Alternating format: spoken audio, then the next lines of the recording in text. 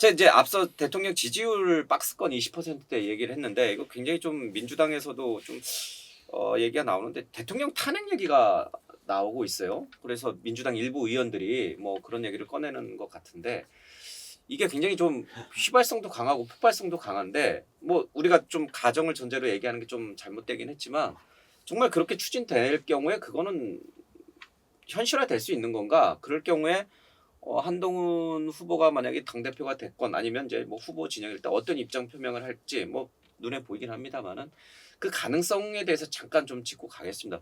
홍 소장님, 20%대 지지율의 대통령이기 때문에 탄핵해야 된다는 건 말이 안 되잖아요. 그렇죠? 제가 볼 때는 역대 지금까지 대통령 지지율에서 탄핵 정도 이야기를 하려고 그러면 10% 전후까지 떨어져야 됩니다. 20%대에서는 탄핵 이야기하는 거는 너무 이릅니다. 그냥 우리가 객관적인 그 지표로 봐서. 두 번째, 우리가 전국을 이해를 할 때 하나의 지표를 갖고서 자꾸 이해를 하는데 예. 마치 대통령 지지율 하나 갖고서 지금 정치 상황을 다 설명하려고 하는데 그건 예. 아니에요.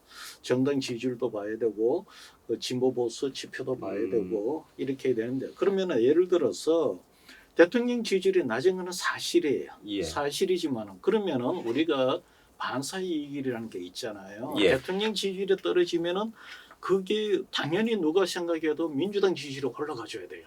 근데 민주당 지지율이 안 올라간단 말입니다. 예. 이번 갤럽 조사도 보시면은 이번에는 보니까 국민의힘이 31, 민주당이 32가 예. 나왔죠. 그러나 비슷해요. 지난주는 보면 국민의힘이 32고 민주당이 28, 24% 오히려 뒤졌습니다. 지금 비슷비슷하게 예. 이렇게 가고 있습니다. 그 무슨 이야기고 하면은 대통령 지지율 떨어지는 것은 맞지만 그렇다고 해서 민주당이 그 반사익을 내려서 민주당 지지율이 올라가는 건 아니에요. 예. 진짜 탄핵까지 가려고 그러면 민주당 지지율이 지금 32%인데 이게 40% 훌쩍 넘어가서 예. 적어도 저기 조국 혁신당하고 합하면 50%가 넘어가줘야 이게 탄핵의 동력이 생기는 겁니다. 그래서 이 대통령 지지율 하나만 놓고 탄핵 여부의 가능성을 이야기하는 거는 뭐 저기 좁게 해석하는 거고 제가 볼 때는 정당 지지율이나 특히 보수 당신이 보수냐 진보냐 이런 물으면은 지금 보면은 어느 조사고 간에 보수가 더 많습니다. 이런 상황에서 탄핵이 불붙기는 참 어렵습니다. 지금 그 최혜병 특검 얘기가 계속 나오고 임성근 사단장을 왜 이렇게 감싸려고 했느냐 뭐 김건희 여사와의 그런 뭐 관계가 있는 거 아니냐 이런 얘기도 이제 그 청문회에서 얘기가 나왔는데 만약 거기에서 어떤 이제 뭐랄까요 이제 이 용산 대통령실의 어떤 불법적인 개입 또 이제 그 위로 더 올라가서 대통령과의 관련성 뭐 이런 것들이 나오면 그거는 탄핵 사유가 될 수 있다 이렇게 민주당 의원들은 주장하는 거거든요. 예. 현재 뭐 그렇게 얘기하는데 저는 민주당 의원들이 직접적으로 탄핵을 자주 언급하는 것은 부적절하고 전략적으로도 좋지 못하다고 생각을 해요. 그렇죠. 왜냐하면 보수 지지층 사이에서는 탄핵에 대한 트라우마가 꽤 많습니다. 그러니까 당시 2016년에 박근혜 전 대통령의 국정농단 상황들이 무수하게 나왔습니다. 당시 신문과 방송의 반 이상 뉴스가 다 그 내용들이었어요. 예. 최소원 씨가 어떻게 국정을 농단했고 그걸 박근혜 전 대통령이 몰랐든지 또는 용인했든지 뉴스가 많았습니다. 국민의 공분이 엄청나게 예. 올라갔어요. 그래서 2016년 12월에 탄핵 소추가 의결이 되고 다음에 탄핵이 됐지요.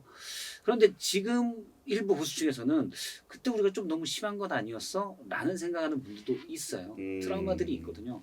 근데 민주당이 굳이 탄핵을 당에서 끌고 가지 못합니다. 예. 절대 이거는 민심이 도저히 못 참겠다. 그러면 정치권은 사실 그 민심에 떠밀려서 가는 거예요. 또는 그 앞에서 길에서 잠깐씩만 길을 안내를 할 뿐입니다. 예. 2016년도 회상해 보면 당시 광화문에서 거의 매주 촛불 집회가 열렸습니다. 예. 처음에 민주당이나 당시 안철수의 국민의당에서 얘기했던 거는 안정론도 좀 얘기가 예. 나왔었고요. 총리 뭐 공동정부를 구성한다 이런 얘기도 나왔었어요. 그러다가 나중에 민심이 그 무슨 소리야 그거 안 된다 내쫓아라 예. 라고 얘기하자 탄핵 소추로 돌아섰거든요. 그게 거의 한 달 반, 두 달 사이에 이루어졌던 일들이에요. 그러니까 공분이 돼야 되는 거고 최상병 특검법이 통과돼서 만약에 저는 여기서 나오면 일단 제일 문제하는 건 지금도 여러 정황들이 있지만 대통령의 거짓말이에요. 이미 나온 거는 대통령 본인이 한 얘기는 별로 없으니까 밑에 참모들이 한 얘기 보면 7월 31일, 8월 2일 이런 애 지난해 대통령이 전화가 없었다고 했는데 기록들이 나오잖아요. 예. 안보실장 전화 안 받았다, 전화 안 했다고 했는데 여러 통화가 나왔고 특히 신범철 국방부 차관 같은 경우는 그날 대통령과 8월 2일 날 3번 통화했고 회수 관련이라고 했습니다. 그 수사 서류의 회수 관련이라고 여기까지도 했고 국방부 장관도 대통령과 3번을 통화했죠. 그런데 외압을 행사하지 않았다라는 쪽으로 대통령은 계속 얘기해왔고 예. 참모들이 그런 취지로 얘기했지만 이미 정황은 나오는데 명확한 기록은 아니잖아요. 근데 그게 나오면 법적인 책임이라 직권남용이랄지 무슨 뭐 군사보안법을 위반했다 이런 걸 예. 떠나서 정무적으로 대통령이 거짓말했다는데 국민들이 실망할 겁니다. 그러면 다른 걸 요구하겠죠. 다 뜯어보겠다. 대표적인 게 김건희여사 특검법입니다. 혹시 여사가 국정을 농단하지 않았냐. 민심이 그런 요구들이 커질 거예요. 근데 그렇게 뭐가 있으면 이런 팩트들 국민들이 느끼게 이건 아니다라고 하는 팩트들에 대해서 이게 가는 거지. 정치권에서 탄핵시킵시다. 인위적으로 뭐 탄핵을 절대 만들어 안 봅시다 됩니다. 이런 건 안 돼. 절대 그게 탄핵이란 말을 많이 꺼낸다고 해서 저는 오히려 역효과만 있다고 봐요. 근데 저는 궁금한 게 그런 이제 우리 예. 시장님 얘기한 것처럼 그게 이제 논리적이고 합리적인 어떤 탄핵에 대한 사고 방식인데 왜 근데 그런 사고 방식을 안 하고 섣부르게 왜 자꾸 이 탄핵을 꺼내는 대통령 탄핵을 꺼내는 민주당 의원들이 있냔 말이에요. 왜 그런 분들이 배지를 달고 있냔 말이에요. 저희가 오랫동안 봤지만 그 사람들 뭐 하는 여당이나 사람들이에요? 야당이나 합리적인 행동과 비상식적이고 메시지를 비합리적인 내는 건 분들이 아니잖아요. 예. 그 이제 합리적인 결과들이 나오는 건 아주 가끔 이루어질 뿐입니다. 그분 대부분 저는 뭐 이 여러 메시지나 야당 의원 특히 일부 야당 의원인데 일부 야당 의원들의 메시지는 그냥 지지층에 대고 얘기하는 거예요.